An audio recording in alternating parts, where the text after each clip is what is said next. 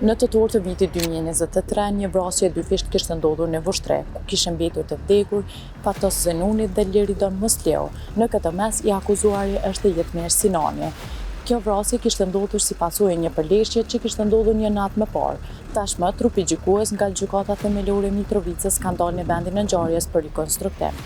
I akuzuari Sinani në shkallën e parë të gjykatës ishte dënuar me 24 vite burg. Saktësisht 2 vjet pas, Jetmir Sinani u kthye në vendin e krimit. Në këtë rrugë në Vushtre, ai po akuzozi i ka vrarë 2 persona në tetor të vitit 2023. Ajo që nisi si përleshje një ditë më parë, kishte përfunduar me fatalitet ku u vran Fatos Zenuni dhe Liridon Mosleu.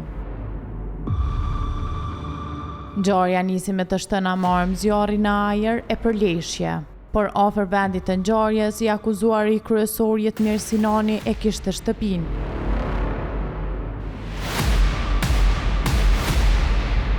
Sipas aktakuzës, aty kishte shkuar dhe ishte pajisur me armën AK-47 dhe kishte gjuajtur në drejtim të viktimave, duke u shkaktuar plagë vdekjeprurëse. E gjithë kjo ngjarje u rikonstruktua këtë të martë. Trupi gjykues doli në vendin e ngjarjes dhe dëgjoi komplet historinë e shpjeguar nga Sinani dhe jo vetëm.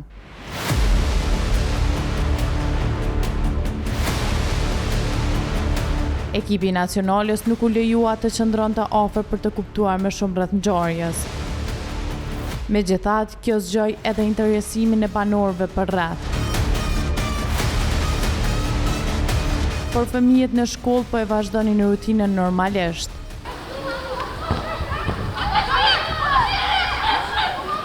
Në gjykim, Jetmir Sinani ishte dënuar me 24 vite burg. Megjithatë, gjykata e apelit e ktheu rastin në rigjykim. E për ta kuptuar të vërtetën, u krye edhe ky rikonstruktim. Pas përfundimit, i akuzuari u kthye në paraburgim e rruga u hap për qytetarët.